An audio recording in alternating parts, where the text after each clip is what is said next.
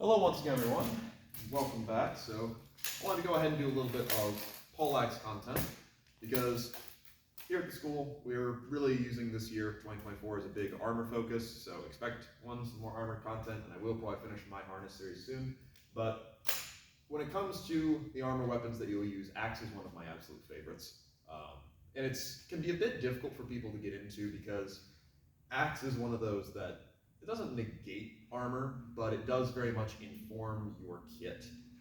You can absolutely build a kit for optimizing any sort of fighting, be that dagger, be that sword, be that spear. But when it comes to axe, it's really more of a test of your kit.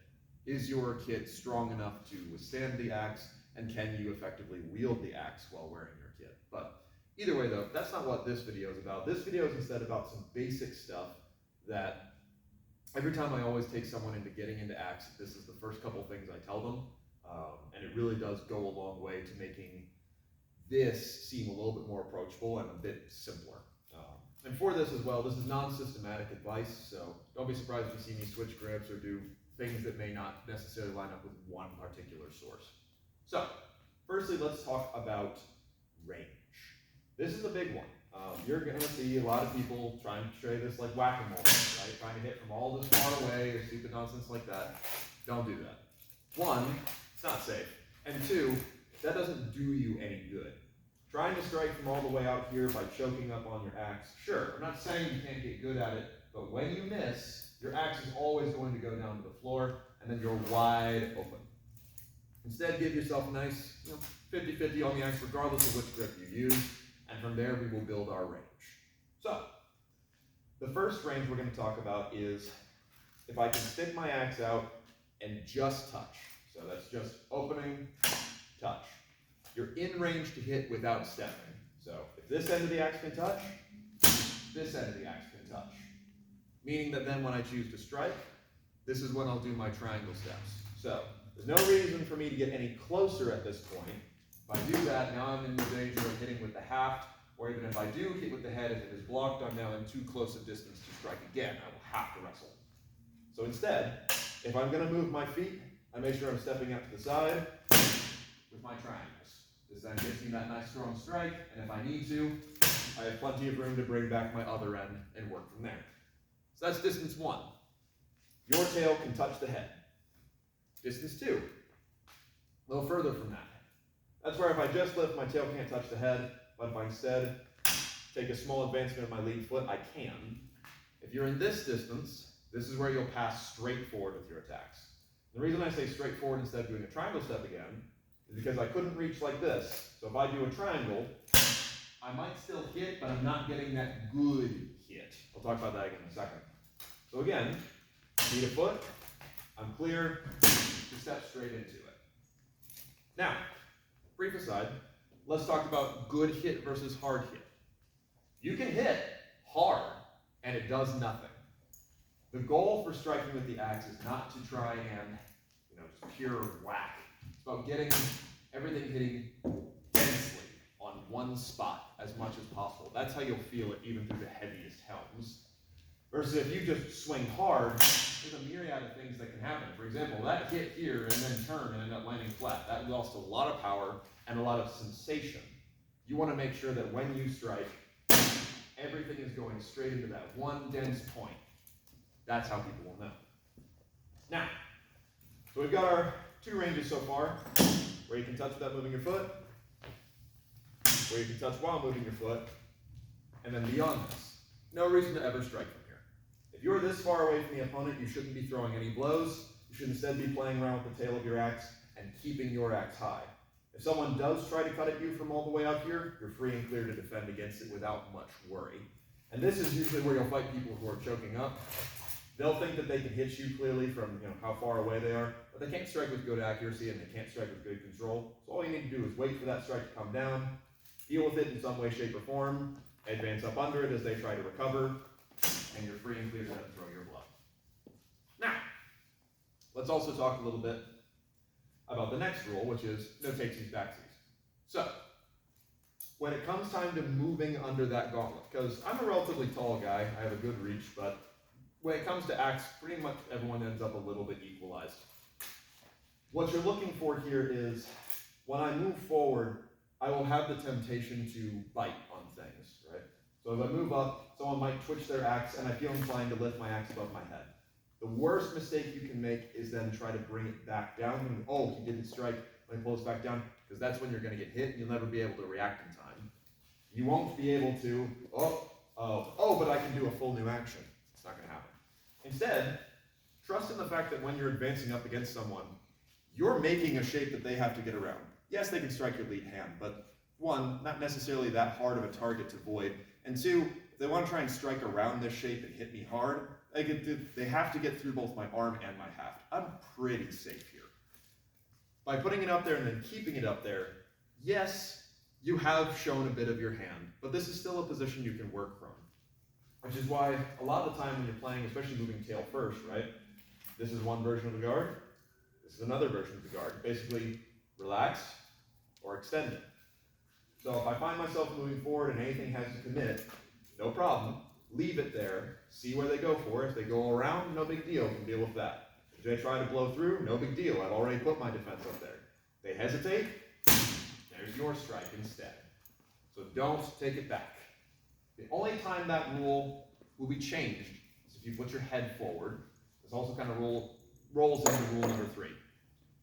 For basic axe fighting, don't let your head go low at all. Keep the axe head up. The reason for this is that you have a lot of different tools that you can work with. You've got your top dog, you've got your bottom dog, you've got the axe head, you've got whatever end you've got on the other side, be that a blade or a beak. Lots of fun stuff, and you've got your haft, and you've got all that great things.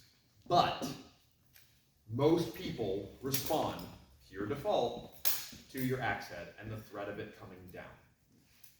You'll see positions wherein the axe head is held low.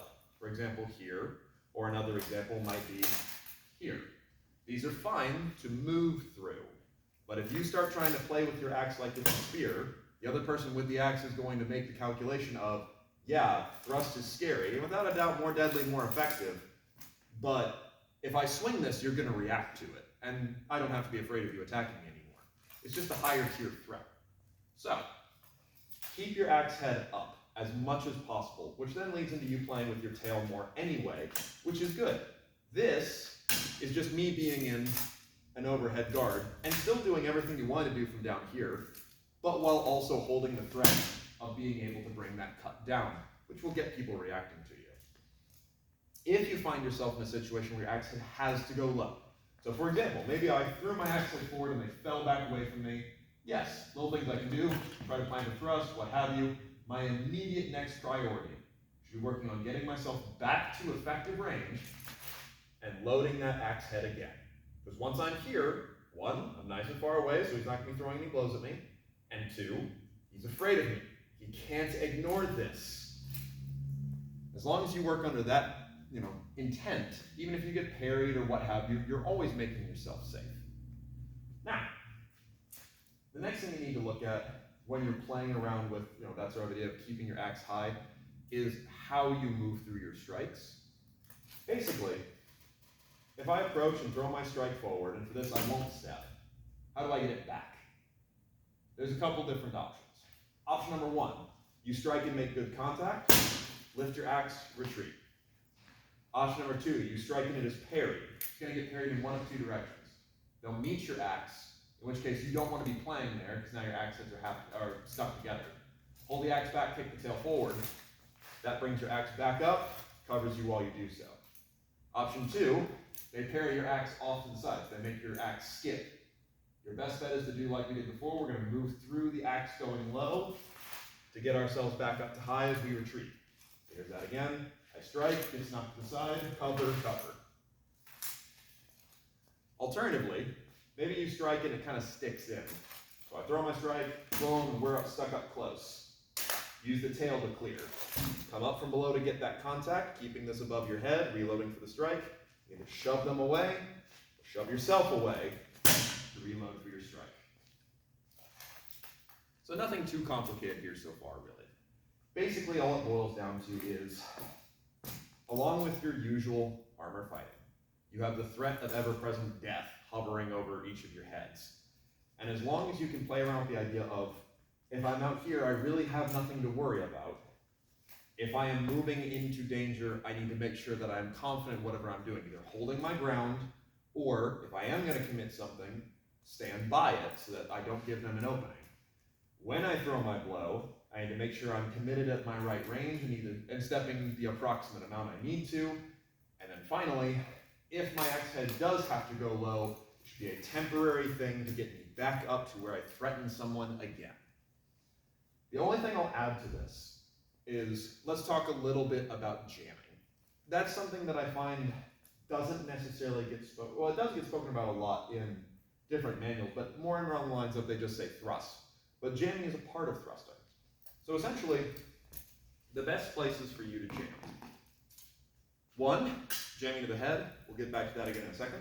But two, right shoulder, right hip. So what is this for? Jamming is when I want to commit my tip forward so that they can't strike. A simple example, and one of the more common examples you'll see, is we're both threatening each other with the strike. So I go ahead and move forward and I put my tip into that right shoulder so that they can't bring down the strike because there's a tip in their shoulder. I drive them until they try to yield away from me. That's when I then step forward and deliver my strike.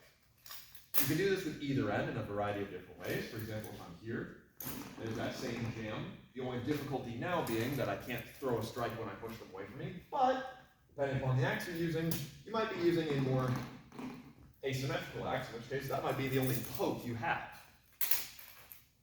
And when it comes to going low, here's the cautious thing, there's an even smaller range. So if I'm thrusting at the top opening, I can do that with advancement of my lead foot and still be plenty comfortable to throw my strike. If I do that from the same range but going low, my axe head lowers. Remember we talked about cut can beat thrust in this instance, at least as far as intent goes, right? And sometimes as far as result goes. So if I am going to go into low target, I need to make sure I can do it without moving my feet. I want to jam that target down, get them reacting to it, so I can throw my strike as I either step backward or even just throw it in place.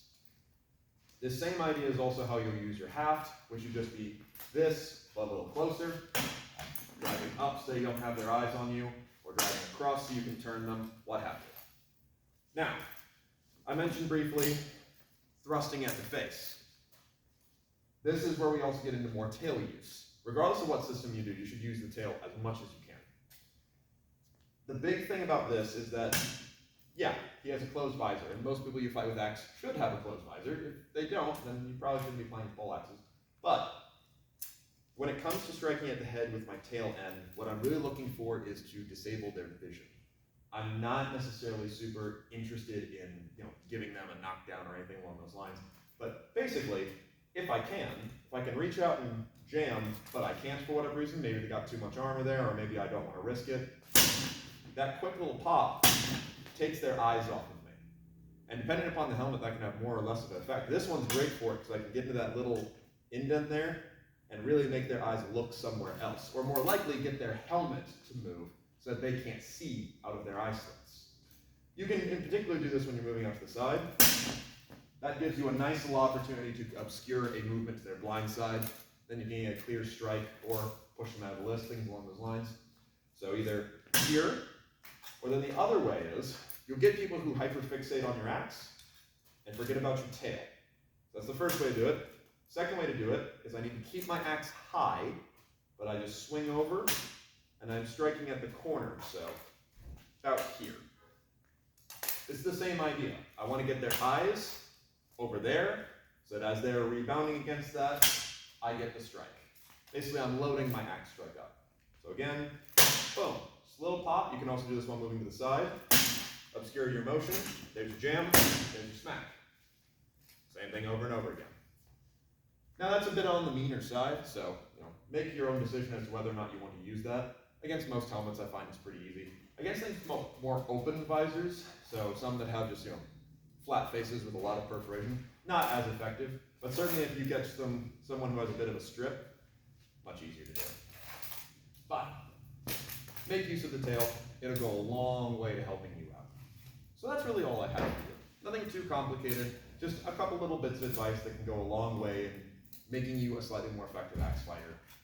Really, the best way to think about axes is just most of the things you know from fighting unarmored longsword. just like in armor. So make sure your strikes commit, make sure that you do them at the right time, make sure you've got an eye for your distance, and everything will be hunky-dory. So thank you very much, Bob. Thank you all very much for watching. Hopefully this was entertaining. Expect some more armor content around the bend. We'll go over some other techniques another time.